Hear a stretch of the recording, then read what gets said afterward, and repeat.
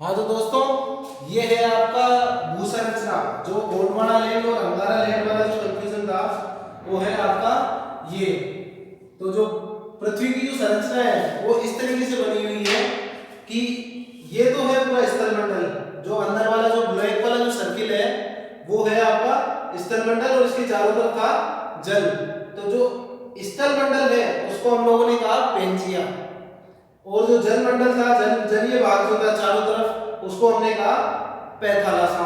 तो पेंजिया और पैथालासा को लेकर भी पूछा जाता है। स्थल मंडल को क्या पेंजिया कहा है और जल मंडल को पैथालासा।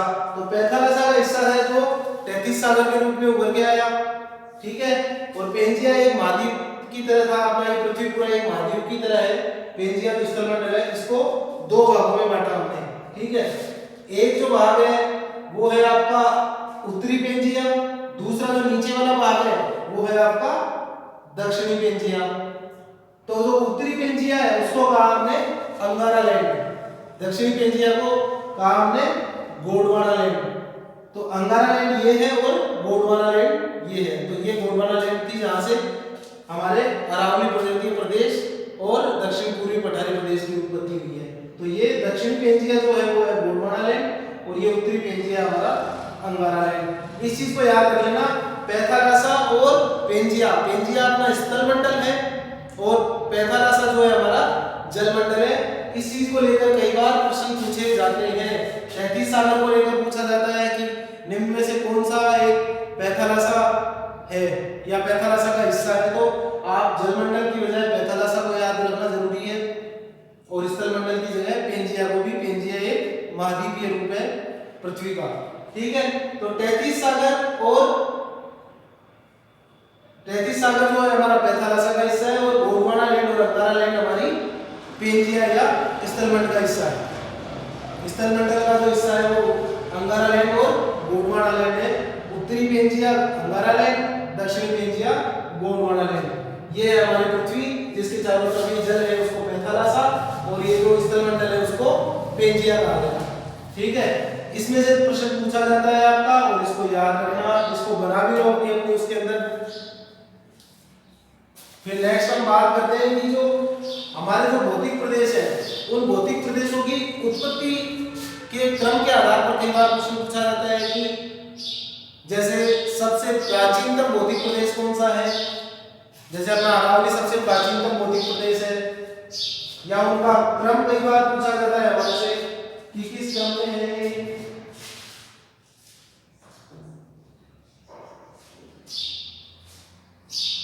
तो ये इस तरीके से ये दक्षिण पेंजिया, उत्तरी पेंजिया, अंगारा लैंड और गोंडवाना लैंड क्या क्या है। इसके बाद आपको मैं इसका एक जो जेन्युइन जो प्रश्न पूछा जाता है या जिससे हमें याद भी रखना है कि किसकी उत्पत्ति कब हुई थी, तो उसके बारे में मैं आपको लिखवा देता हूँ एक बार। ये तो सभी ने लिख लिया होगा, इसको दोस्तों याद जरूर रखना कि कौन सी अंगारा लैंड है, पेंजिया क्या है और पैथालासा क्या है, ठीक है। अब आपसे कई बार एग्जाम में प्रश्न पूछा जाता है उत्पत्ति के आधार पर, ठीक है, कि उत्पत्ति के आधार पर या कालखंड के अनुसार इनका सही क्रम क्या है। तो देखो राजस्थान के भौतिक प्रदेशों का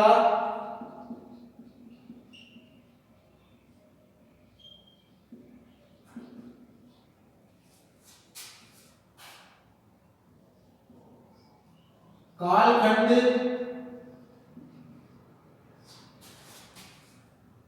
ओब्लिक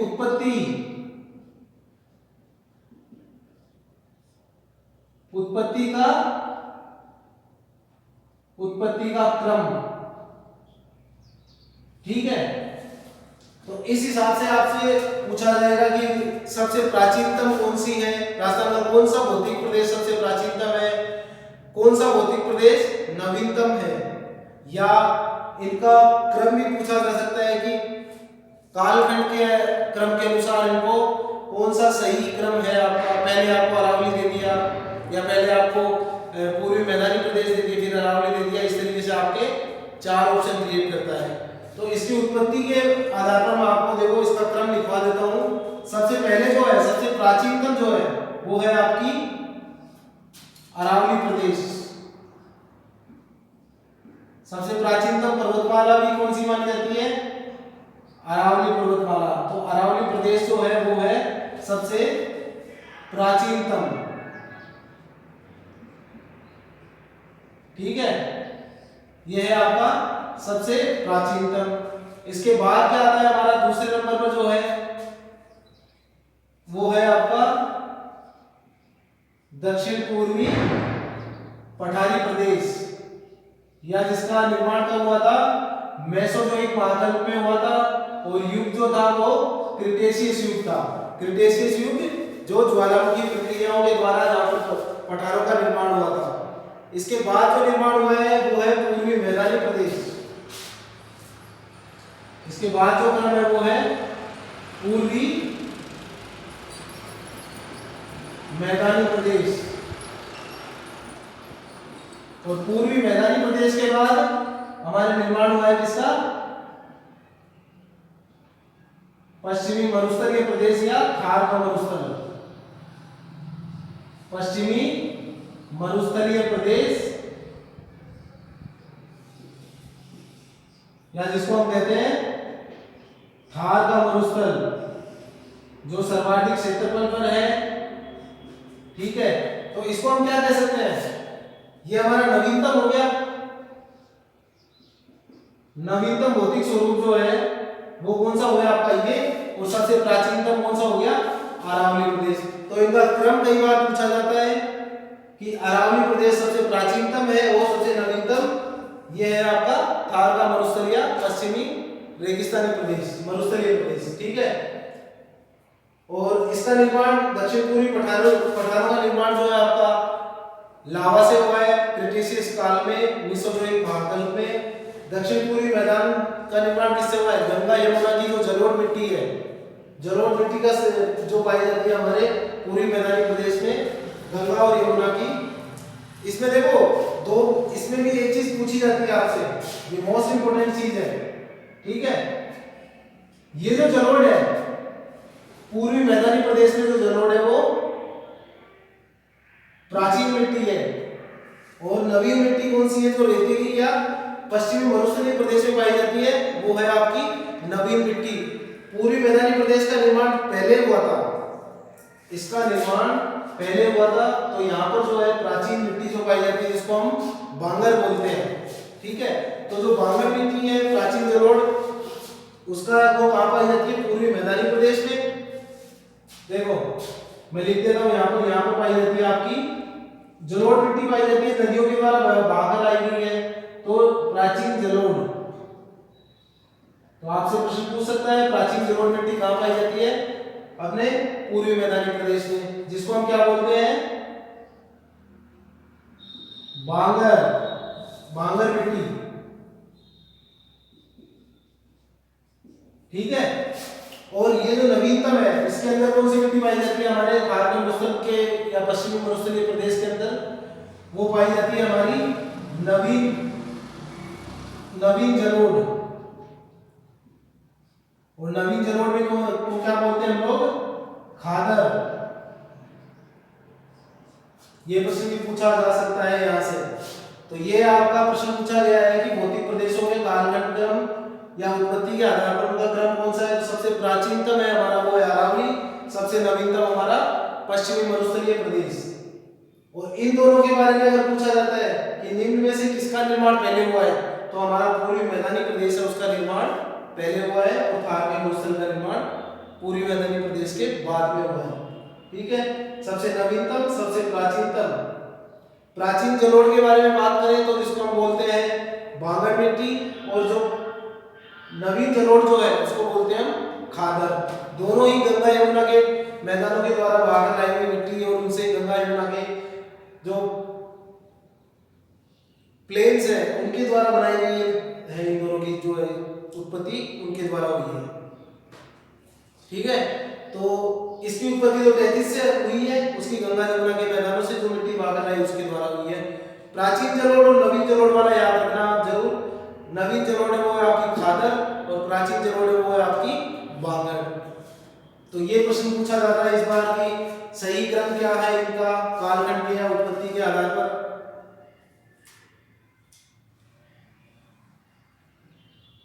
सबसे प्राचीनतम प्रदेश जो है वो है अरावली प्रदेश, सबसे नवीनतम जो प्रदेश है वो है थार का मरुस्थल। अब इनके बारे में हम एक एक के बारे में विस्तार और विशेषताओं के बारे में पढ़ेंगे कि इनका विस्तार कहाँ कहाँ है। ठीक है, तो हमारे जो चारों प्रदेश है उनमें सभी इनका विस्तार कहाँ कहाँ पर है, इसकी उत्पत्ति का क्रम और ये सब चीजें हम अब एक एक टॉपिक को लेकर पढ़ेंगे जो हमारी नेक्स्ट क्लास से पढ़े, या कुछ अभी स्टार्ट कर देते हैं, थोड़ा क्या है ये टॉपिक काफी लंबा है और मैक्सिमम सिलेबस ही कवर करता है, मैक्सिमम क्वेश्चंस भी पूछे जाते हैं, क्योंकि इसी के अंतर्गत हमारी मिट्टी आ जाती है, एरिडोसोल मिट्टी, एंटीसोल, ये सब मिट्टियां कहाँ पाई जाती हैं, रेतीली मिट्टी कहाँ है, जलवायु कैसी है, तो वो इसी भौतिक स्वरूप से ही रिलेटेड होता है। लगभग आपस में ये चीजें कंबाइन रहती है, इनको जोड़कर ही हम लोग आगे पढ़ा जा सकता है। इन्हीं के रिलेटेड इतिहास होता है कि ये जब अपने पूर्वी मैदानी प्रदेश से यहाँ किस तरीके की सभ्यता थी, पश्चिमी अरावली प्रदेश में या पठारी प्रदेश में कहाँ कौन सी सभ्यता है, तो थोड़ा थोड़ा जलवायु और उनके बारे में भी इस टॉपिक के अंदर कवर हो जाता है। तो हमारा जो पहला टॉपिक है वो है आपका पश्चिमी मरुस्थलीय प्रदेश। अब हम उसको देखते हैं, उसके बारे में उसकी क्या विशेषता है, उसका कहाँ तक विस्तार है। ठीक है, तो जो हमारा पहला जो प्रदेश है वो है आपका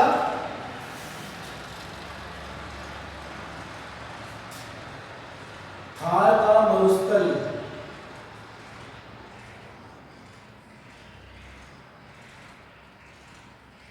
थार का मरुस्थल या पश्चिमी मरुस्थलीय प्रदेश।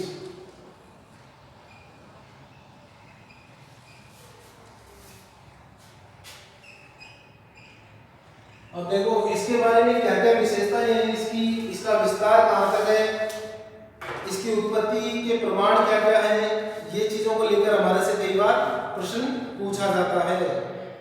तो एक प्रश्न तो आपको मैं बता दूं, पहली जो इंपॉर्टेंट चीज है वो है, बहुत सी मैक्सिमम इसको मोस्ट इंपॉर्टेंट समझना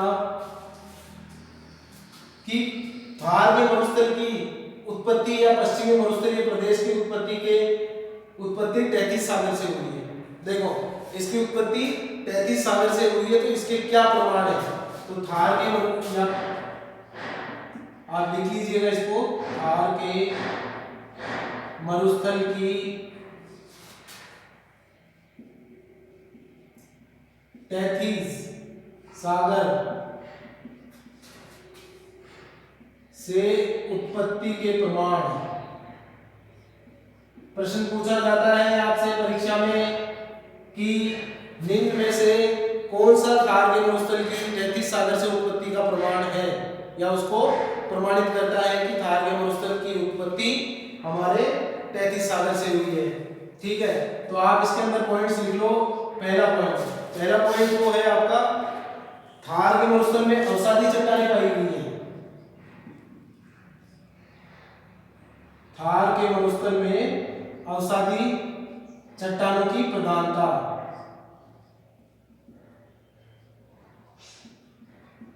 अवसादी चट्टानें वो होती है जिनमें थोड़ी थोड़ी नमी और परतीय भूमि होती है। ठीक है, अवसादी चट्टानों की प्रधानता। और सीधी सी बात है, जहां पर अवसादी चट्टानें पाई जाती है वहां पर जीवाश्म मिलेंगे। तो थार के मरुस्थल में जीवाश्म मिले हैं, जैसे कि यहाँ पर कोयला, पेट्रोलियम और प्राकृतिक गैस इनके भंडार मिले हैं जो कि अवसादी चट्टानों में पाए जाते हैं, और वहां पर जीवाश्म भी पाए गए हैं। तो दूसरा कारण क्या है, दूसरा जो है उत्पत्ति का प्रमाण वो है थार के मरुस्थल में जीवाश्म खनिजों का पाया जाना। थार के मरुस्थल में जीवाश्म खनिज कौन कौन से आपके, जीवाश्म खनिजों का मिलना या खनिजों का पाया जाना। ठीक है, तो जो आपके जीवाश्म खनिज है, जीवाश्म खनिज पेड़ पौधे, वनस्पति, पशु, इन सब से काफी गर्म उथल पुथल या उसके बाद उनके डिकम्पोजिशन होने से जो निर्माण होते हैं वो होते हैं हमारे जीवाश्म खनिज। जैसे आपका है प्राकृतिक गैस, पेट्रोलियम, कोयला के भंडार, इसके भंडार भी हमारे यहाँ पर पाए गए हैं। जैसे बाड़मेर बेसिन है, बाड़मेर बेसिन और बीकानेर वाले एरिया में बाड़मेर बेसिन के अंदर हमारे बहुत सारे तेल के कुएं जो चल रहे हैं, मंगला, भाग्यम, ये सब, बागेश्वरी, ऐश्वर्या, ये सब कुएं जो कैन इंडिया द्वारा दोहन के जहाँ पर तेल का दोहन किया जा रहा है। तो ये प्राकृतिक गैस, कोयले और इनके भंडार हमारे रेगिस्तानी प्रदेश में पाए गए हैं। ये भी उसकी एक उत्पत्ति का प्रमाण है 33 सागर से। तीसरा है एक, ये बहुत मोस्ट इंपोर्टेंट है, इसको आप अंडरलाइन कर लीजिए, एक है कुलधरा ग्राम। कौन सा गांव है? कुलधरा ग्राम, जो कहां स्थित है? जैसलमेर में। यहां से क्या मिला है हमें? कुलधरा ग्राम से, जैसलमेर में कुलधरा ग्राम से मिला है हमें मछली के अवशेष, मछली के अवशेष का मिलना। मछली के जो अवशेष मिले हैं उसका मतलब क्या है कि यहाँ पर कभी समुद्र था, या जिसको समुद्र या मतलब सागर था, मतलब 33 सागर था यहाँ पर कभी, इसलिए वहां पर मछली के जो अवशेष मिले हैं वो हमारे कुलधरा ग्राम जैसलमेर में मिले। तो ये भी एक इस चीज को प्रमाणित करता है कि मरुस्थलीय प्रदेश जो है भारत का, उसकी उत्पत्ति 33 सागर से हुई है। एक ऐसा ही प्रमाण हमें मिला है आकल गांव, आकल गांव से, या जहां पर जीवाश्म पार्क है, आकल गांव में जीवाश्म पार्क का निर्माण भी किया गया है। ठीक है, आकल गांव जैसलमेर में जीवाश्म पार्क का निर्माण किया गया है। और यहां से हमें क्या मिले? यहां से हमें जुरासिक काल की, जुरासिक काल की वनस्पति के प्रमाण मिले हैं, और वहां पर वनस्पति मिली है, उसके कुछ तथ्य मिले हैं। ठीक है, तो ये है हमारे उत्पत्ति के 4 कारण, या वनस्पति के जो है जीवाश्म मिले हैं, साक्ष्य तो नहीं कह सकते हम, लेकिन वनस्पति के जीवाश्म मिले हैं। तो थार के मरुस्थल की उत्पत्ति के 33 सागर से हुई है। उसकी उत्पत्ति के प्रमाण के आपके 4 पॉइंट, प्रमुख 4 पॉइंट ये हैं, जिसमें पहला है थार के मरुस्थल में अवसादी चट्टानों की प्रधानता। अवसादी चट्टानें परत से परत जो बनती है और उनके बीच में नमी पाई जाती है, तो वहां पर ये अवसादी चट्टानों की प्रधानता है, जो ये प्रमाणित करती है कि 33 सागर था यहाँ पर। और जीवाश्म खनिजों का पाया जाना, जैसे प्राकृतिक गैस, पेट्रोलियम, कोयला, ये सब कहाँ पाए जाते हैं? वनस्पतियों से, और काफी ज्यादा हीट हो वहां पर पशु जानवर वगैरह के मरने से, कुछ डिकम्पोज होने से, या अवसादी चट्टानें और ये दोनों का मिलना, ये प्रमाण पश्चिमी मरुस्थलीय प्रदेश की उत्पत्ति 33 सागर से हुई है। सबसे मोस्ट इंपोर्टेंट जो है आपके, ये दोनों गांवों का नाम पूछा जाता है जो जैसलमेर में है, कुलधरा ग्राम और आकल गांव। आकल गांव में हमारा जीवाश्म पार्क बनाया गया है सरकार द्वारा, और यहाँ पर क्या मिला है हमें? जुरासिक काल की वनस्पति के जीवाश्म मिले। तो ये चारों प्रमुख कारण है या प्रमुख प्रमाण है जो ये प्रमाणित करते हैं कि 33 सागर की उत्पत्ति 33 सागर से हमारे थार मरुस्थलीय या पश्चिमी मरुस्थलीय प्रदेश की उत्पत्ति हुई है। ठीक है दोस्तों, तो ये सब था हमारा एक टॉपिक का स्टार्टिंग, पश्चिमी मरुस्थलीय प्रदेश या थार का मरुस्थल। नेक्स्ट क्लास में इसके बारे में, इसके विस्तार और विशेषताओं के बारे में पढ़ेंगे। तो हमने जो आज पढ़ा है वो क्या पढ़ा है? राजस्थान के भौतिक स्वरूप को 4 भागों में बांटा हमने, अरावली प्रदेश, पश्चिमी मरुस्थलीय प्रदेश, पूर्वी मैदानी प्रदेश और दक्षिण पूर्वी पठारिया हाड़ौती का पठारी प्रदेश। अब उसको हमने फर्दर आगे पढ़ा, उसके बारे में किस युग में इसकी उत्पत्ति हुई, कैसे क्या हुआ। ठीक है, 5 मिनट। ठीक है, और उसके बाद हमने इनकी उत्पत्ति कहां से हुई है, उसके बाद इनके क्रम के बारे में पढ़ा। तो दोस्तों क्रम को जरूर याद रखना कि सबसे प्राचीनतम कौन सी है आपकी? अरावली पर्वतमाला। सबसे नवीनतम है आपका वो है थार का मरुस्थल। ये जरूर याद रखना, सबसे प्राचीनतम जो है वो अरावली पर्वत श्रेणी है या अरावली पर्वतमाला, अरावली प्रदेश है। सबसे नवीनतम है हमारा थार का मरुस्थल या पश्चिमी मरुस्थलीय प्रदेश।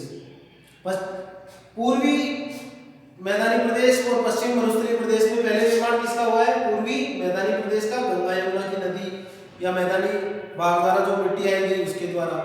तो जो नवीन जलोढ़ और प्राचीन जलोढ़, तो प्राचीन जलोढ़ कौन सी होगी? पूर्वी मैदानी प्रदेश का पहले निर्माण हुआ तो प्राचीन जलोढ़, जिसको हम बांगर कहते हैं, उसका निर्माण वो पूर्वी मैदानी प्रदेश में पाई जाती है। और दूसरी जो है हमारी वो थी थार का मरुस्थलीय प्रदेश में कौन सी? नवीन जलोढ़ है। प्राचीन जलोढ़ और नवीन जलोढ़ का जरूर ध्यान रखना। प्राचीन जलोढ़ है उसको हम बोलते हैं बांगर और नवीन जलोढ़ है उसको खादर बोलते हैं। पूर्वी मैदानी प्रदेश में हमारी प्राचीन जलोढ़ पाई जाती है बांगर और नवीन जलोढ़ पाई जाती है हमारी नवीन प्रदेश, या जिसको हम बोल सकते हैं थार के मरुस्थलीय प्रदेश। पश्चिमी मरुस्थलीय प्रदेश में नवीन जलोढ़ है जिसको हम बोलते हैं खादर। फिर हमने पढ़ा हमारा पहला टॉपिक पश्चिमी मरुस्थलीय प्रदेश। इसके 33 सागर से उत्पत्ति के प्रमाण है। यहाँ पर अवसादी चट्टानों की प्रधानता। दूसरा प्रमाण है जीवाश्म खनिज, पेट्रोलियम, प्राकृतिक गैस, कोयले, इनके भंडार की उपलब्धता। तीसरा प्रमाण हमारा कुलधरा ग्राम जो जैसलमेर में है, वहां पर मछली के अवशेष पाए जाना।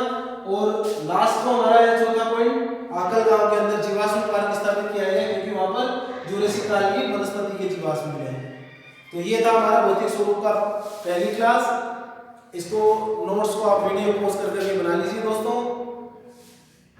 और दूसरी बात, लाइक और सब्सक्राइब जरूर कीजिए हमारे चैनल को। नेक्स्ट हम पश्चिमी मरुस्थलीय प्रदेश को आगे इसके विस्तार और विशेषताएं पढ़ेंगे, तो कल बने रहिए हमारे साथ। शिवाय ऑनलाइन क्लासेस हुई। थैंक्स फॉर वॉचिंग दोस्तों। लाइक और सब्सक्राइब जरूर कीजिए। Okay, have a nice day.